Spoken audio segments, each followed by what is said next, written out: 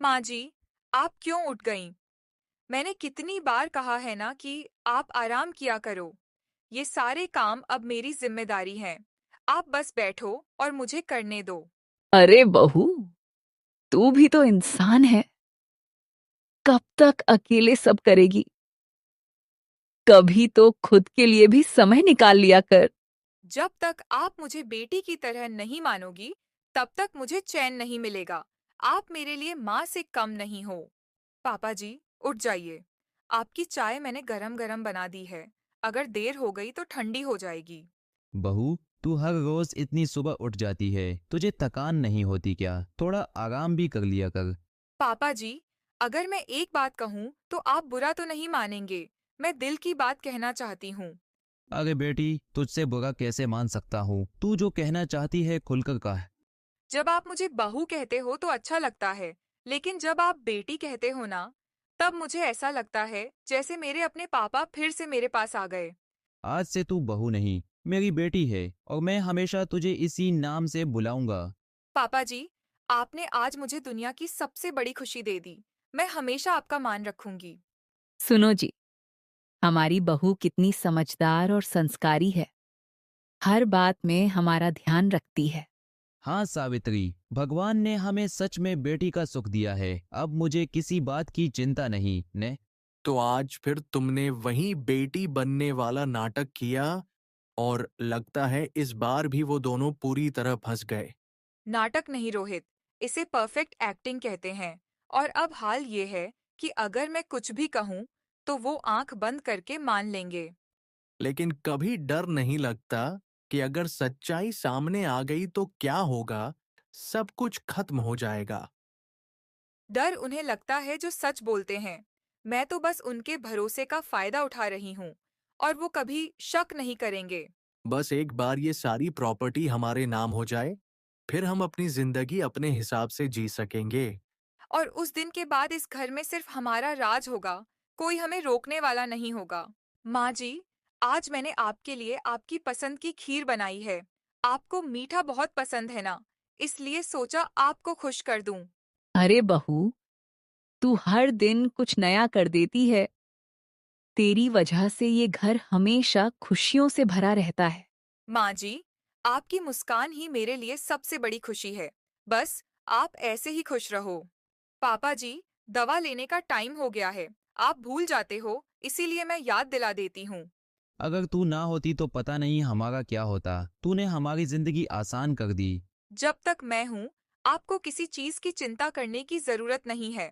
जितना भरोसा बढ़ेगा, उतना ही सब कुछ आसान होता जाएगा। अब ये लोग पूरी तरह मेरे बस में हैं। बहू, मैं सोच रहा था कि ये घर, ये जमीन, जो कुछ भी हमारे पास है, वो सब तेरे नाम कर दूं। नहीं पापा जी, आप ऐसा क्यों कह रहे हो? मुझे कुछ भी नहीं चाहिए। आप दोनों ही मेरे लिए सबसे बड़ी दौलत हो। देखा जी, हमारी बहू को जरा भी लालच नहीं है। आजकल ऐसी सोच कहाँ मिलती है। इसीलिए तो मैं चाहता हूँ कि सब कुछ इसके नाम कर दूं। ये हमारी असली वारिस है। ना कहना जरूरी है। तभी सामने वाला और ज्यादा भरोसा करता है, और वही भरोसा मेरी जीत है। अब क्या प्लान है? कब तक ये सब चलेगा? बस अब ज्यादा समय नहीं। कल मैं खुद वकील लेकर आऊंगी और सब कुछ अपने नाम करवा लूंगी। पापा जी, आपने वकील की बात की थी ना, तो मैंने अपने जानने वाले वकील को बुला लिया है। इतनी जल्दी बुलाने की क्या जरूरत थी? थोड़ा सोच समझ कर भी तो कर सकते थे। माँ जी, पापा जी का काम है। मैं नहीं चाहती कि इसमें कोई देरी हो। ये सारे कागजात तैयार हैं। आप यहाँ और यहाँ साइन कर दीजिए। सब कुछ कानूनी तरीके से ट्रांसफर हो जाएगा। जो कुछ भी है, सब तुम्हारा ही तो है बेटी। हमें इससे ज्यादा खुशी और क्या होगी? पापा जी, आप मुझे इतना बड़ा बना रहे हो, मैं इस लायक नहीं हूँ, लेकिन आपका आशीर्वाद मेरे साथ रहेगा। बहू, आज जरा चाय बना दे। सिर थोड़ा भारी लग रहा है। किचन में सब सामान रखा है। आप खुद बना सकते हो। मुझे अभी और काम है। सावित्री, बहू, आज खाने में क्या बनाएगी? मुझे थोड़ा हल्का खाना चाहिए।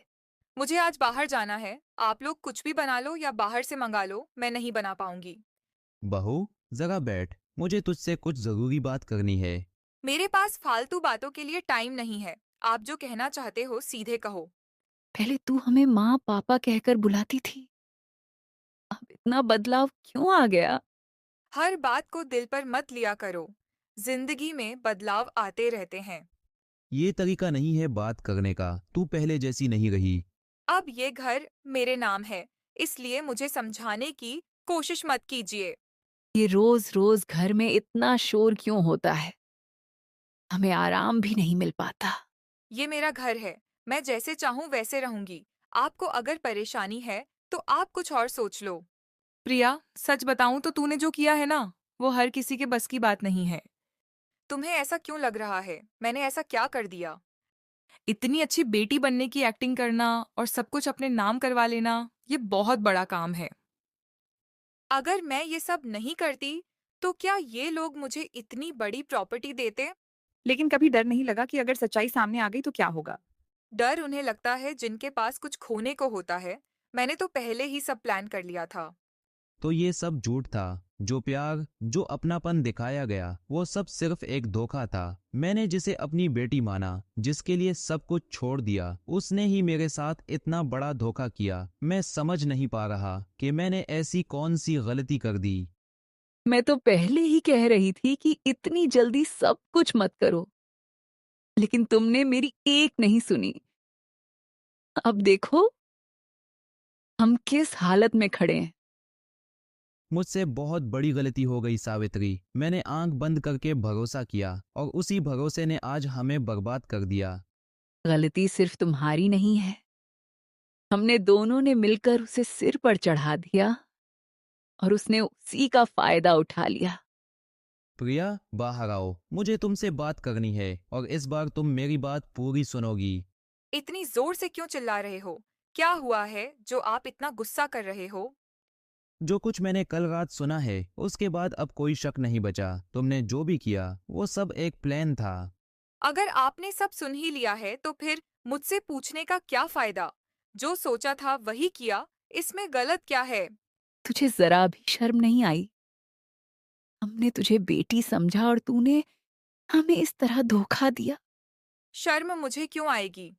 मैंने अपनी जिंदगी के लिए जो सही लगा वही किया, और आपने खुद ही सब कुछ मेरे नाम किया है। हमने भरोसा किया था तुम पर और तुमने उस भरोसे को तोड़ दिया। ये सबसे बड़ा पाप है। पाप और पुण्य की बातें आप लोग ही करते रहो। मुझे सिर्फ अपना फायदा देखना आता है। पापा, अब ज्यादा ड्रामा करने की जरूरत नहीं है। सीधी बात है कि अब आप दोनों यहाँ नहीं रह सकते। रोहित, तू अपने माँ बाप से ऐसी बात कर रहा है? क्या तुझे जरा भी शर्म नहीं आती? शर्म की बात तब होती जब मैं गलत होता, लेकिन अब ये घर हमारे नाम है और हम अपनी जिंदगी अपने हिसाब से जीना चाहते हैं। इस घर की हर ईंट मैंने अपने खून पसीने से बनाई है और आज तुम हमें ही यहाँ से निकाल रहे हो। ये सब पुरानी बातें हैं। अब कागजों में ये घर हमारे नाम है, इसीलिए फैसला भी हमारा ही चलेगा। बेटा, हमें मत निकालो। हम कहाँ जाएंगे? हमारी उम्र भी ऐसी नहीं है कि हम नई जिंदगी शुरू कर सकें।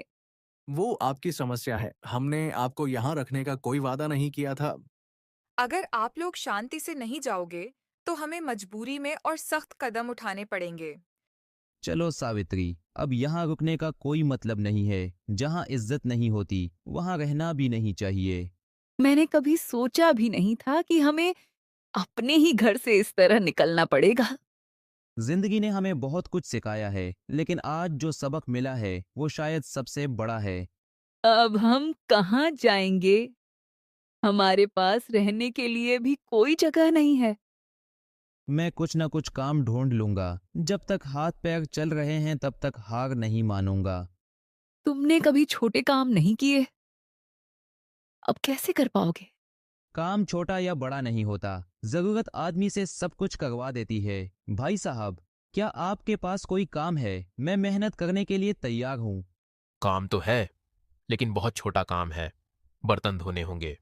क्या आप कर पाओगे? अगर इससे मेरा घर चल सकता है तो मैं ये काम भी कर लूंगा, मुझे कोई शर्म नहीं है। ठीक है, अगर तुम्हें मंजूर है तो आज से ही काम शुरू कर दो। आज तुम्हें इस हालत में देखकर मेरा दिल टूट जाता है। कभी तुम इतने बड़े आदमी थे और आज ये दिन देखना पड़ रहा है। ये सब वक्त का खेल है, लेकिन मैं टूटूंगा नहीं। जब तक सांस है तब तक लड़ता रहूंगा। सुना है उनके बेटे ने उन्हें घर से निकाल दिया। आजकल के बच्चों से क्या उम्मीद करें, अपने माँ बाप का भी ख्याल नहीं रखते। ऐसे लोगों से दूर ही रहना चाहिए। जो अपने माँ बाप के नहीं हुए वो किसी के नहीं होंगे। हर जगह लोग हमें ताने दे रहे हैं। अब बाहर निकलना भी मुश्किल हो गया है। तो इसका मतलब ये नहीं कि हम झुक जाएं, लेकिन अगर इससे हमारी इज्जत बचती है तो हमें सोचना पड़ेगा। मुझे लगता है हमें उन्हें वापस बुला लेना चाहिए। कम से कम लोगों के सामने तो हमारी इमेज ठीक रहेगी। ठीक है, लेकिन ये सिर्फ दिखावे के लिए होगा। हमें दिल से कुछ बदलने की जरूरत नहीं है। मम्मी, पापा, दरवाजा खोलो, हमें आपसे बात करनी है। अब क्या बचा है कहने को? जो कहना था वो तुम पहले ही कर चुके हो। हमसे गलती हो गई, हमें माफ कर दीजिए। हम आपको वापस घर ले जाना चाहते हैं। जब हम तुम्हारे सामने रो रहे थे, गिड़गिड़ा रहे थे, तब तुम्हें हमारी याद नहीं आई। क्यों आए हो? आज तुम्हें समाज की वजह से हमारी जरूरत पड़ रही है, लेकिन हमारे दिल में अब तुम्हारे लिए कुछ नहीं बचा। पापा, एक मौका दे दीजिए, हम सब ठीक कर देंगे। कुछ चीजें एक बार टूट जाएं तो फिर कभी नहीं जुड़ती, और भरोसा उनमें सबसे बड़ा होता है। अब तुम दोनों यहाँ से चले जाओ। हमें अब किसी से कोई उम्मीद नहीं है। कम से कम अब हमारे पास शांति तो है। कोई हमें अपमानित करने वाला नहीं है। हाँ, हमने बहुत कुछ खोया है, लेकिन अपना आत्मसम्मान बचा लिया। धोखा देने वाले लोग जिंदगी में कुछ समय के लिए जीत जाते हैं, लेकिन अंत में उन्हें अपनी गलतियों की कीमत जरूर चुकानी पड़ती है। हमने कभी सोचा भी नहीं था कि जिंदगी हमें इस मोड़ पर ले आएगी। लेकिन अब जो है उसी में जीना सीखना होगा। हाँ, शुरुआत मुश्किल है, लेकिन धीरे धीरे सब संभल जाएगा। बस हिम्मत नहीं हारनी है। ये छोटा सा कमरा भी अब अपना ही घर है। कम से कम कोई हमें यहाँ से निकाल नहीं सकता। घर बड़ा नहीं, मन बड़ा होना चाहिए, और अब हमें अपने मन को मजबूत बनाना होगा। आज काम थोड़ा ज्यादा है, जल्दी जल्दी हाथ चलाने होंगे। आप चिंता मत कीजिए, मैं पूरी कोशिश करूंगा कि काम में कोई कमी न रहे। तुम पहले कभी ये काम नहीं करते थे, फिर भी अच्छा कर रहे हो। जरूरत आदमी से सब कुछ करवा देती है, बस दिल मजबूत होना चाहिए। तुम थक जाते हो फिर भी कुछ नहीं कहते। ये सब देखकर दिल दुखता है मेरा। अगर मैं कमजोर पड़ गया तो हम दोनों टूट जाएंगे, इसलिए मजबूत बनना जरूरी है। आज तुम्हारा चेहरा बहुत उतारा हुआ लग रहा है। क्या तबीयत ठीक नहीं है? थोड़ी कमजोरी लग रही है, लेकिन काम तो करना ही पड़ेगा। तो तुम ऐसे कैसे जाओगे? पहले डॉक्टर को दिखाते हैं। डॉक्टर के लिए पैसे कहाँ से लाएंगे? अभी खर्चा बढ़ाना ठीक नहीं। पैसों से ज्यादा जरूरी तुम्हारी सेहत है। अगर तुम ही नहीं रहोगे तो मैं कैसे रहूंगी? कुछ नहीं होगा मुझे, बस थोड़ा आराम कर लूंगा तो ठीक हो जाऊंगा। जिस बेटे के लिए सब कुछ किया, उसी ने हमें इस हालत में ला दिया। शायद यही हमारी किस्मत थी। हमने उसे इतना प्यार दिया, फिर भी उसने हमें छोड़ दिया। दिल ये मानने को तैयार नहीं। घर में सब कुछ है, लेकिन सुकून बिल्कुल नहीं है। हर चीज खाली खाली लगती है। तुम बेवजह सोच रहे हो। हमने जो किया अपने लिए सही किया। लेकिन लोग हमें जिस नजर से देख रहे हैं वो सहन नहीं होता। लोगों का काम है कहना। हमें अपनी जिंदगी पर ध्यान देना चाहिए। मुझे किसी की जरूरत नहीं है। मैं अकेले भी सब संभाल सकती हूँ। तुम समझ क्यों नहीं रही? हम धीरे धीरे सब कुछ खोते जा रहे हैं। जो हमारे पास है वो काफी है। बाकी सब बेकार की बातें हैं। आज फिर तुम बिना खाए काम पर चले गए। ऐसे कब तक चलेगा? जब तक मजबूरी है तब तक ये सब सहना ही पड़ेगा। अगर तबीयत ठीक नहीं है तो आज आराम कर लो। नहीं, अगर मैं रुक गया तो रोजी रोटी रुक जाएगी। तुम्हें बुखार है फिर भी काम कर रहे हो। ये सही नहीं है। अगर मैं रुक गया तो हम भूखे रह जाएंगे, इसलिए दर्द सहना ही पड़ेगा। उन दोनों बुजुर्गों की हालत बहुत खराब है। हमें उनकी मदद करनी चाहिए। हाँ, और उनके बेटे को भी सबक सिखाना चाहिए। उसने बहुत गलत किया है। अब लोग हमारे खिलाफ खुलकर बोलने लगे हैं। कहीं हम पूरी तरह अकेले ना पड़ जाएं। अगर हालात ऐसे ही रहे तो हमें कुछ सोचना पड़ेगा। शायद हमने जल्दबाजी में गलत फैसला ले लिया। हमें ऐसा नहीं करना चाहिए था। अब पछताने से क्या फायदा? जो हो गया वो वापस नहीं आ सकता। अगर तुम्हारी तबीयत और खराब हो गई तो मैं अकेली कैसे संभालूंगी? तुम चिंता मत करो, मैं इतनी आसानी से हार मानने वाला नहीं हूँ। मैं ठीक हूँ, बस थोड़ी कमजोरी है, मैं संभाल लूंगा। अब बहुत हो गया, हमें किसी से मदद लेनी पड़ेगी। नहीं, हम अपनी लड़ाई खुद लड़ेंगे, किसी के सामने हाथ नहीं फैलाएंगे। हम सब ने मिलकर तय किया है कि अब उन बुजुर्गों की मदद की जाएगी। और जो उनके साथ गलत हुआ है उसका जवाब भी मिलेगा। अब मामला हाथ से निकलता जा रहा है। हमें कुछ करना ही पड़ेगा। लगता है अब सच में हमें उनके पास जाना होगा। पापा, देख, हम आपसे माफी मांगने आए हैं। हमें अपनी गलती का एहसास हो गया है। गलती का एहसास तब होता है जब दिल से पछतावा हो, सिर्फ डर से नहीं। हम सच में बदलना चाहते हैं, बस एक मौका दे दीजिए। जिस भरोसे को तुमने तोड़ा है उसे जोड़ना आसान नहीं होता। हमने तुम्हें माफ तो कर दिया, लेकिन अब तुम्हारे साथ नहीं रह सकते। अब हम अपनी जिंदगी अपने तरीके से जीना चाहते हैं। हमने सब कुछ पाकर भी सब कुछ खो दिया। शायद यही हमारे कर्मों का फल है। जिंदगी में सबसे कीमती चीज भरोसा होता है, और एक बार टूट जाए तो कभी वापस नहीं आता। हमने सब कुछ खोकर ये सीखा है कि रिश्ते दिल से बनते हैं, कागजों से नहीं। जो लोग अपने माँ बाप को धोखा देते हैं वो जिंदगी में कभी सच्ची खुशी नहीं पा सकते। और जो अपने कर्मों से दूसरों को दुख देते हैं उन्हें एक दिन वही दर्द खुद झेलना पड़ता है। धोखा देने वाले हमेशा जीतते हुए दिखते हैं, लेकिन असली जीत अंत में सच और इंसानियत की ही होती है। हमने एक वकील से बात की है। अगर ये साबित हो जाए कि प्रॉपर्टी धोखे से ली गई है तो सब वापस हो सकता है। हाँ, और हमारे पास गवाह भी है जिन्होंने उस दिन पार्टी में सब सुना था। क्या सच में अब भी कुछ वापस मिल सकता है, या ये सिर्फ दिलासा है? आप चिंता मत कीजिए, अब ये लड़ाई सिर्फ आपकी नहीं, पूरे समाज की है। अगर आप सच में ये साबित कर दें कि सब कुछ धोखे से हुआ है तो कानून आपके साथ खड़ा होगा। हमारे पास पैसे नहीं हैं, लेकिन सच हमारे साथ है, क्या वो काफी होगा? कई बार सच ही सबसे बड़ी ताकत होता है, और इस केस में वही आपकी जीत बन सकता है। मुझे पता चला है कि पापा ने वकील से बात की है। मामला अब गंभीर हो सकता है। अगर केस कोर्ट तक गया तो हमें बहुत परेशानी होगी। हमें अभी कुछ करना होगा। हमने जो किया वो गलत था। अब उसका नतीजा सामने आ रहा है।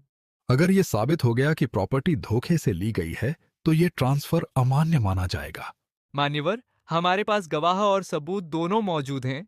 मैंने अपनी आंखों से सुना था कि बहू अपनी सहेलियों से कह रही थी कि उसने सब कुछ एक्टिंग करके हासिल किया। ये सब झूठ है।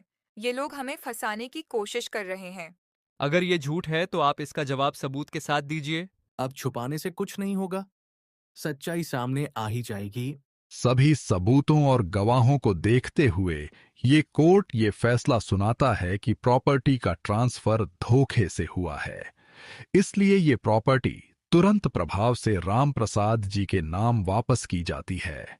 साथ ही इस धोखाधड़ी के लिए आप दोनों पर कानूनी कार्रवाई भी की जाएगी। हमसे गलती हो गई, हमें माफ कर दीजिए। माफी उस दिन मांगनी चाहिए थी जिस दिन तुमने हमें घर से निकाला था। भगवान ने देर से ही सही, लेकिन न्याय जरूर किया। अब ये घर वापस मिला है, लेकिन हम इसे वैसे नहीं देख पाएंगे जैसे पहले देखते थे। हमने लालच में आकर अपने ही रिश्तों को खो दिया। अब समझ में आया कि सबसे बड़ी दौलत रिश्ते होते हैं, ना कि पैसा। पैसा दोबारा कमाया जा सकता है, लेकिन भरोसा एक बार टूट जाए तो फिर कभी वापस नहीं आता। जो अपने माँ बाप को धोखा देते हैं उन्हें जिंदगी जरूर सिखाती है